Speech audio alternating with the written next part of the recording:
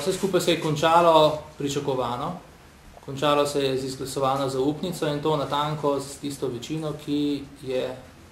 predstavlja to vlado, ki predstavlja to vladno koalicijo, s tisto večino, ki je tudi večino zakonskih predlogov, kadar je bilo potrebno,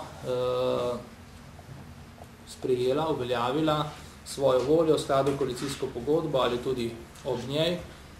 in ki s takšnim ali drugačnim rezultatom uspeva izpolnjevati pričakovanja volivcev, ki so ji dali mandat na prejšnjih volitvah. Ključen problem pri tem glasovanju je, da so bili uporabljeni protislovni in napačni argumenti in tudi ob na koncu neprimernem instrumentu preverjanja teh argumentov. Namreč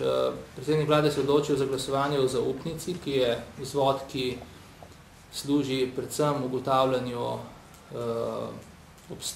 nadaljnjega obstoja koalicije oziroma preverjanja tega, ali izhodiščna podpora njemu kot predsedniku vlade med strankami, ki ga podpirajo, obstaja. Na nek način se je to vedelo, da tu sprememb ni pričakovati. Tudi stranke so bile glede tega jasne, še najostrejši je bil sam, ko je zaostroval tako z Desusom, vodjo poslanske skupine Desusa še posebej, pa tudi z, bom rekel, takrat še bodočim, medtem pa aktualnim predsednikom, novim predsednikom Slovenske ljudske stranke. Vendar koalicija je bila, ne glede na to, trdna, ostaja skupaj, kar ni nepomembno sporočilo, kljub občutku, da predsednik vlade pravzaprav ni iskal tega sporočila, saj je ob obrazložitvi navajal, da želi doseči nekaj povsem drugega. Žal, bom rekel, glasovanje v zaupnici ni vzvod, kjer bi to lahko preverjal. Predvsem ni mogoče v parlamentu doseči tega, da bi tisti, ki so predsednika vlade na nek način najbolj svojim delom zmotili in je v prvih dneh svojih izjav na njih usmerjal, pa tudi v nadaljevanju, na njih usmerjal najostrejše kritike, namreč javnosti, novinarjev, medijev. Tisti pač v parlamentu nimajo možnosti ne govoriti, ne glasovati, ne izrekati se ali odgovarjati na te obtožbe. Tako da ta javna diskusija je nekako obvisela v zraku, slabo argumentirana in z nekim grenkim priokusom, da ostaja neka nedovzetnost za kritiko na strani predsednika vlade precej izrazita in da je, rekel, samokritičnost na ravni, ki dejansko lahko otežuje neko normalno funkcioniranje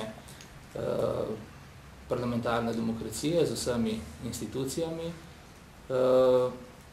kar bi pravzaprav po 18 letih v Sloveniji pričakovali kot neko samoumevno dejstvo, ki ga nihče ne postavlja pod vprašaj. Ker so bili ti argumenti,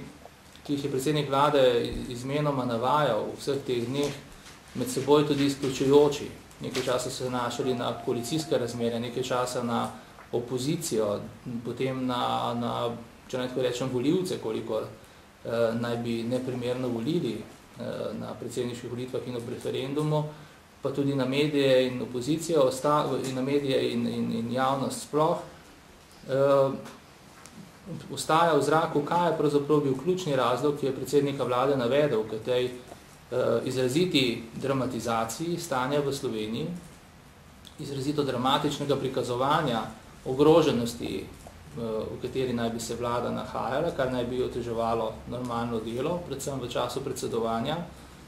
Pravih razlogov za to nismo slišali, ker vsi, ki so bili navedeni, niso z ničemer pojasnili te ostrine in te dramatizacije.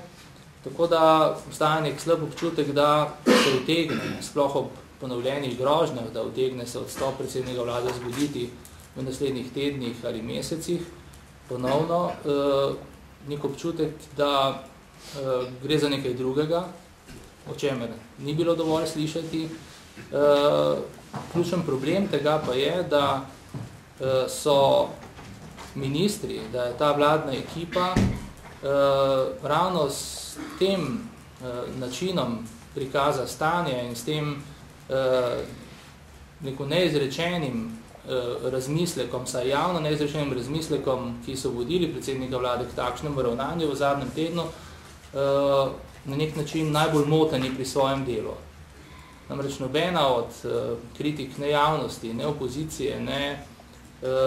katerekoli druge legitimne parlamentarne, če naj tako rečem, in javne poteze, nobena od teh ne more do te mere zablokirati, oteževati, če naj tako rečem, tudi na nek način umrtvičiti dela najvidnejših vladnih funkcionarjev, kot je ravno ta občutek, da se lahko vsak trenutek zgodi odstop predsednika vlade iz, kot sem že rekel, dovolj neizrečenih razlogov. Vi ste včeraj videli, da so ministri cel dan presedeli v parlamentu, poslušali predsednika vlade, potem se razprave poslank in poslancev, ki se pravzaprav na njihovo delo niti niso nanašali, ampak viselo je v zraku, ali bodo še naprej ministri, ali bodo čez toliko in toliko tednov nadaljevali svoje zastavljeno delo, za katero verjamemo, da so v okviru zmožnosti solidno pripravljeni, zagotovila predsednika vlade so takšne, želeli bi jim tudi verjeti. Skratka, niso vedeli, ali bodo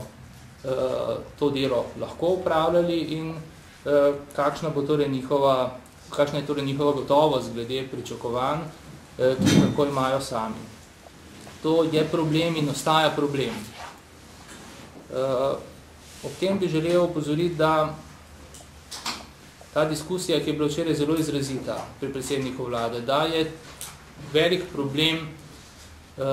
prikazovanja Slovenije v tujini, tako strani novinarjev, kot strani posameznih ali strank ali kakorkoli že, pobud poslancev, evropskih poslancev, da gre tu za napačno perspektivo. Evropska unija za Slovenijo ni tujina. Vsaj od polnopravnega članstva več ne. Tudi zato smo želeli pridobiti to polnopravno članstvo, ker je to nek širši okvir, v katerem imamo zagotovljene vsak posamezno dodatne garancije glede svojih pravic, glede možnosti razvoja in vsega drugega, kar je tisto, kar privlači države in, če ne rečem, državljane Evrope v najširšem pomenu besede, da želijo postati polnopravni članice, državljanke Evropske unije. Tipičen primer, kako Evropska unija v tem smislu funkcionira, je primer, ki ga je včeraj tudi naš poslanec Pavle Gantar in želel bi to ponoviti izpostavil, primer Lukenda. Namreč, ko se je gospod Lukenda pritožil na Evropsko sodišče za človekove pravice zaradi nerazumnih rokov, ki jih njegov primer doživljal v slovenskem pravosodnem sistemu, in je Evropsko sodišče za človekove pravice odločilo njemu upriti in kaznovalo državo Slovenijo, ni nihče komentiral, tudi z vladne strani, ne, tudi minister za pravosodje, ne, da je gospod Lukenda črnil Slovenijo v Evropi, v tujini, da te Slovenije ne mara, da je na nek način od zunaj skazal s prstom na lastno domovino, kar naj ne bi bilo lepo. Nasprotno, minister Šturm je pripoznal sodbo kot korektno, akcijo gospoda Lukende, ki ga je tudi sprejel kot umestno, in je tudi poimenoval program po njem za odpravljanje sodnih zaostankov. To je način, kako je treba obravnavati razmerje med Slovenijo in Evropsko unijo, ko gre za institucije Evropske unije in javno mnenje v Evropski uniji, tudi v drugih primerih. Tako da ni mogoče predpostavljati, da Evropska unija, javnost, tamkajšnja politika, institucije ne vedo, kaj se v Sloveniji v resnici dogaja in da bi glede tega jih lahko kdorkoli zavajal.